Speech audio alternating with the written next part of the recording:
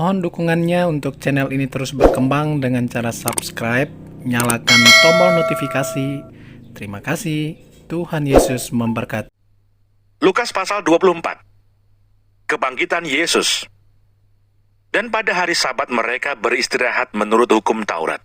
Tetapi pagi-pagi benar pada hari pertama minggu itu, mereka pergi ke kubur, membawa rempah-rempah yang telah disediakan mereka. Mereka mendapati batu sudah terguling dari kubur itu. Dan setelah masuk, mereka tidak menemukan mayat Tuhan Yesus. Sementara mereka berdiri termangu-mangu karena hal itu. Tiba-tiba ada dua orang berdiri dekat mereka, memakai pakaian yang berkilau-kilauan. Mereka sangat ketakutan dan menundukkan kepala. Tetapi kedua orang itu berkata kepada mereka, "Mengapa kamu mencari Dia yang hidup di antara orang mati? Ia tidak ada di sini. Ia telah bangkit. Ingatlah apa yang dikatakannya kepada kamu ketika Ia masih di Galilea, yaitu bahwa Anak Manusia harus diserahkan ke tangan orang-orang berdosa dan disalibkan, dan akan bangkit pada hari yang ketiga." Maka teringatlah mereka akan perkataan Yesus itu. Dan setelah mereka kembali dari kubur, mereka menceritakan semuanya itu kepada ke-11 murid dan kepada semua saudara yang lain. Perempuan-perempuan itu ialah Maria dari Magdala dan Yohana dan Maria ibu Yakobus, dan perempuan-perempuan lain juga yang bersama-sama dengan mereka memberitahukannya kepada rasul-rasul. Tetapi bagi mereka perkataan-perkataan itu seakan-akan omong kosong, dan mereka tidak percaya kepada perempuan-perempuan itu. Sungguh pun demikian Petrus bangun, lalu cepat-cepat pergi ke kubur itu.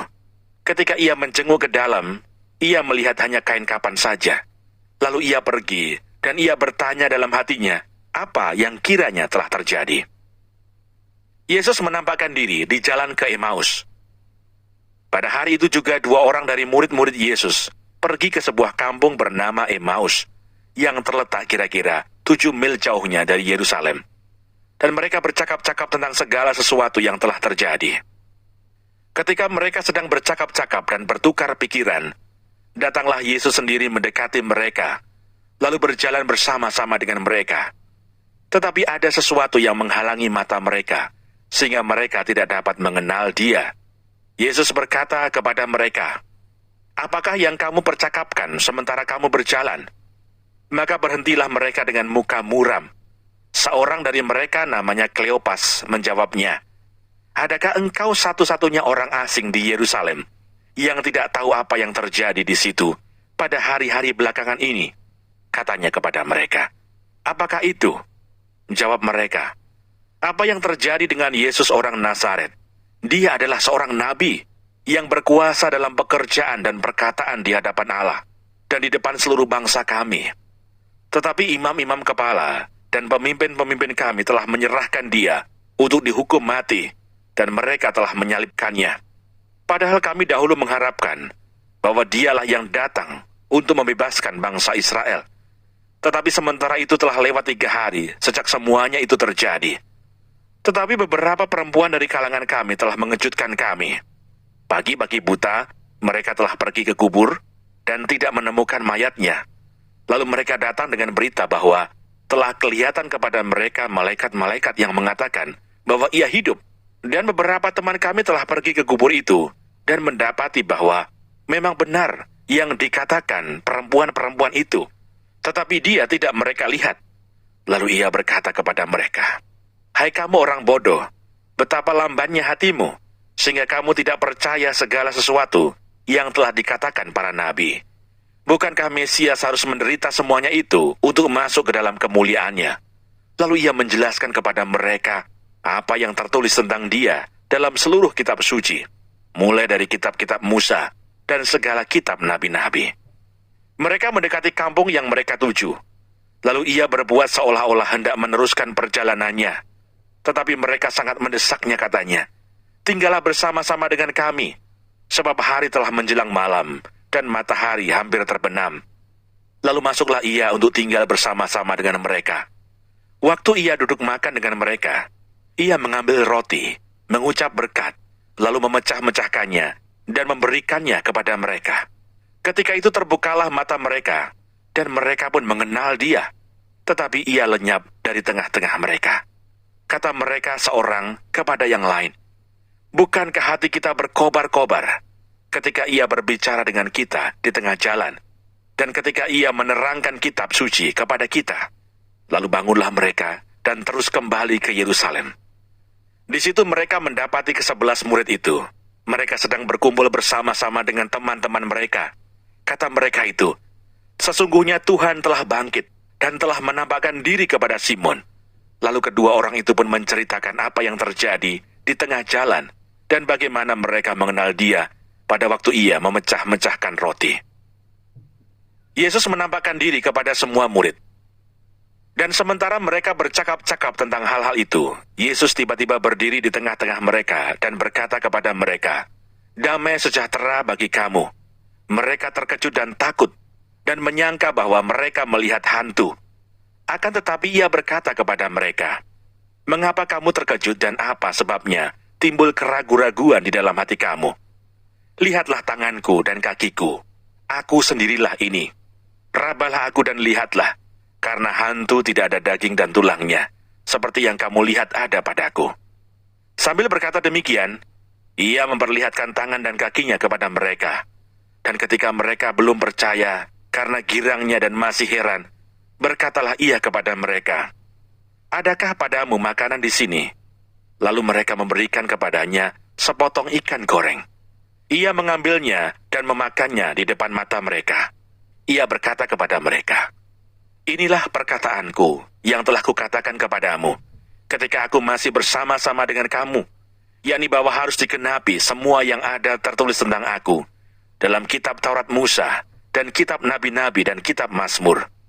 Lalu Ia membuka pikiran mereka sehingga mereka mengerti kitab suci. Katanya kepada mereka, "Ada tertulis demikian, Mesias harus menderita dan bangkit dari antara orang mati pada hari yang ketiga. Dan lagi, dalam namanya berita tentang pertobatan dan pengampunan dosa harus disampaikan kepada segala bangsa, mulai dari Yerusalem. Kamu adalah saksi dari semuanya ini, dan aku akan mengirim kepadamu apa yang dijanjikan Bapakku. Tetapi kamu harus tinggal di dalam kota ini, sampai kamu diperlengkapi dengan kekuasaan dari tempat tinggi." Kenaikan Yesus. Lalu Yesus membawa mereka keluar kota sampai dekat Betania. Di situ Ia mengangkat tangannya dan memberkati mereka. Dan ketika Ia sedang memberkati mereka, Ia berpisah dari mereka dan terangkat ke surga. Mereka sujud menyembah kepadanya. Lalu mereka pulang ke Yerusalem dengan sangat bersuka cita. Mereka senantiasa berada di dalam bait Allah dan memuliakan Allah.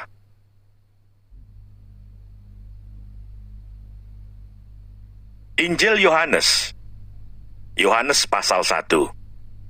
Firman yang telah menjadi manusia. Pada mulanya adalah Firman. Firman itu bersama-sama dengan Allah, dan Firman itu adalah Allah. Ia pada mulanya bersama-sama dengan Allah. Segala sesuatu dijadikan oleh Dia, dan tanpa Dia tidak ada suatu pun yang telah jadi dari segala yang telah dijadikan. Dalam Dia ada hidup, dan hidup itu adalah terang manusia. Terang itu bercahaya di dalam kegelapan, dan kegelapan itu tidak menguasainya. Datanglah seorang yang diutus Allah, namanya Yohanes. Ia datang sebagai saksi untuk memberi kesaksian tentang terang itu, supaya oleh Dia semua orang menjadi percaya. Ia bukan terang itu, tetapi Ia harus memberi kesaksian tentang terang itu, terang yang sesungguhnya, yang menerangi setiap orang, sedang datang ke dalam dunia. Dia telah ada di dalam dunia, dan dunia dijadikan olehnya. Tetapi dunia tidak mengenalnya. Ia datang kepada milik kepunyaannya, tetapi orang-orang kepunyaannya itu tidak menerimanya. Tetapi semua orang yang menerimanya diberinya kuasa, supaya menjadi anak-anak Allah, yaitu mereka yang percaya dalam namanya. Orang-orang yang diperanakkan bukan dari darah atau dari daging, bukan pula secara jasmani, oleh keinginan seorang laki-laki, melainkan dari Allah. Firman itu telah menjadi manusia dan diam di antara kita, dan kita telah melihat kemuliaannya, yaitu kemuliaan yang diberikan kepadanya sebagai anak tunggal Bapa, penuh kasih karunia dan kebenaran. Yohanes memberi kesaksian tentang Dia dan berseru, katanya, "Inilah Dia yang kumaksudkan ketika aku berkata, kemudian daripada aku akan datang Dia, yang telah mendahului aku, sebab dia telah ada sebelum aku. Karena dari kepenuhannya kita semua telah menerima kasih karunia demi kasih karunia. Sebab hukum Taurat diberikan oleh Musa, tetapi kasih karunia dan kebenaran datang oleh Yesus Kristus. Tidak seorang pun yang pernah melihat Allah, tetapi anak tunggal Allah yang ada di pangkuan Bapa, dialah yang menyatakannya. Kesaksian Yohanes tentang dirinya sendiri. Dan inilah kesaksian Yohanes ketika orang Yahudi dari Yerusalem mengutus beberapa imam dan orang-orang Lewi kepadanya untuk menanyakan dia, "Siapakah engkau?" Ia mengaku dan tidak berdusta katanya, "Aku bukan Mesias." Lalu mereka bertanya kepadanya, "Kalau begitu siapakah engkau, Elia?" Dan ia menjawab, "Bukan." "Engkaukah nabi yang akan datang?" Dan ia menjawab, "Bukan." Maka kata mereka kepadanya, "Siapakah engkau? Sebab kami harus memberi jawab kepada mereka yang mengutus kami. Apakah katamu tentang dirimu sendiri?" Jawabnya, "Akulah suara orang yang berseru-seru di padang gurun, luruskanlah jalan Tuhan, seperti yang telah dikatakan Nabi Yesaya." Dan di antara orang-orang yang diutus itu ada beberapa orang Farisi. Mereka bertanya kepadanya katanya, "Mengapakah engkau membaptis, jikalau engkau bukan Mesias, bukan Elia, dan bukan Nabi yang akan datang?" Yohanes menjawab mereka katanya, "Aku membaptis dengan air, tetapi di tengah-tengah kamu berdiri dia yang tidak kamu kenal, yaitu dia yang datang kemudian daripadaku. Membuka tali kasutnya pun aku tidak layak." Hal itu terjadi di Betania, yang di seberang sungai Yordan, di mana Yohanes membaptis. Yohanes menunjuk kepada Yesus. Pada keesokan harinya, Yohanes melihat Yesus datang kepadanya dan ia berkata, "Lihatlah anak domba Allah yang menghapus dosa dunia. Dialah yang kumaksud ketika kukatakan, kemudian daripadaku akan datang seorang yang telah mendahului aku, sebab dia telah ada sebelum aku. Dan aku sendiri pun mula-mula tidak mengenal dia. Tetapi untuk itulah aku datang dan membaptis dengan air, supaya ia dinyatakan kepada Israel." Dan Yohanes memberi kesaksian katanya, "Aku telah melihat roh turun dari langit seperti merpati, dan ia tinggal di atasnya. Dan aku pun tidak mengenalnya. Tetapi dia yang mengutus aku untuk membaptis dengan air, telah berfirman kepadaku, jikalau engkau melihat roh itu turun ke atas seseorang, dan tinggal di atasnya, dialah itu yang akan membaptis dengan Roh Kudus. Dan aku telah melihatnya, dan memberi kesaksian, ia inilah anak Allah." Murid-murid Yesus yang pertama. Pada keesokan harinya Yohanes berdiri di situ pula dengan 2 orang muridnya. Dan ketika ia melihat Yesus lewat, ia berkata, "Lihatlah anak domba Allah." Kedua murid itu mendengar apa yang dikatakannya itu. Lalu mereka pergi mengikut Yesus. Tetapi Yesus menoleh ke belakang. Ia melihat bahwa mereka mengikut dia, lalu berkata kepada mereka, "Apakah yang kamu cari?" Kata mereka kepadanya, "Rabi," artinya guru, "di manakah engkau tinggal?" Ia berkata kepada mereka, "Marilah, dan kamu akan melihatnya." Mereka pun datang dan melihat di mana ia tinggal. Dan hari itu mereka tinggal bersama-sama dengan dia. Waktu itu kira-kira pukul 4. Salah seorang dari keduanya yang mendengar perkataan Yohanes, lalu mengikut Yesus adalah Andreas, saudara Simon Petrus. Andreas mula-mula bertemu dengan Simon, saudaranya, dan ia berkata kepadanya, "Kami telah menemukan Mesias," artinya Kristus. Ia membawanya kepada Yesus. Yesus memandang dia dan berkata, "Engkau Simon anak Yohanes, engkau akan dinamakan Kefas," artinya Petrus. Pada keesokan harinya Yesus memutuskan untuk berangkat ke Galilea. Ia bertemu dengan Filipus dan berkata kepadanya, "Ikutlah aku." Filipus itu berasal dari Betsaida, kota Andreas dan Petrus. Filipus bertemu dengan Natanael dan berkata kepadanya, "Kami telah menemukan dia yang disebut oleh Musa dalam kitab Taurat dan oleh para nabi, yaitu Yesus, anak Yusuf dari Nazaret." Kata Natanael kepadanya, "Mungkinkah sesuatu yang baik datang dari Nazaret?" Kata Filipus kepadanya, "Mari dan lihatlah."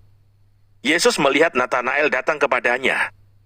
lalu berkata tentang dia, "Lihat, inilah seorang Israel sejati, tidak ada kepalsuan di dalamnya." Kata Natanael kepadanya, "Bagaimana engkau mengenal aku?" Jawab Yesus kepadanya, "Sebelum Filipus memanggil engkau, aku telah melihat engkau di bawah pohon ara." Kata Natanael kepadanya, "Rabi, engkau anak Allah, engkau raja orang Israel." Yesus menjawab katanya, "Karena aku berkata kepadamu, aku melihat engkau di bawah pohon ara, maka engkau percaya. Engkau akan melihat hal-hal yang lebih besar daripada itu."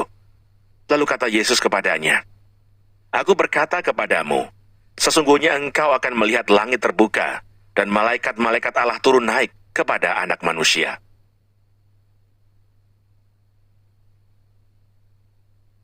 Yohanes pasal 2. Perkawinan di Kana. Pada hari ketiga ada perkawinan di Kana yang di Galilea, dan ibu Yesus ada di situ. Yesus dan murid-muridnya diundang juga ke perkawinan itu.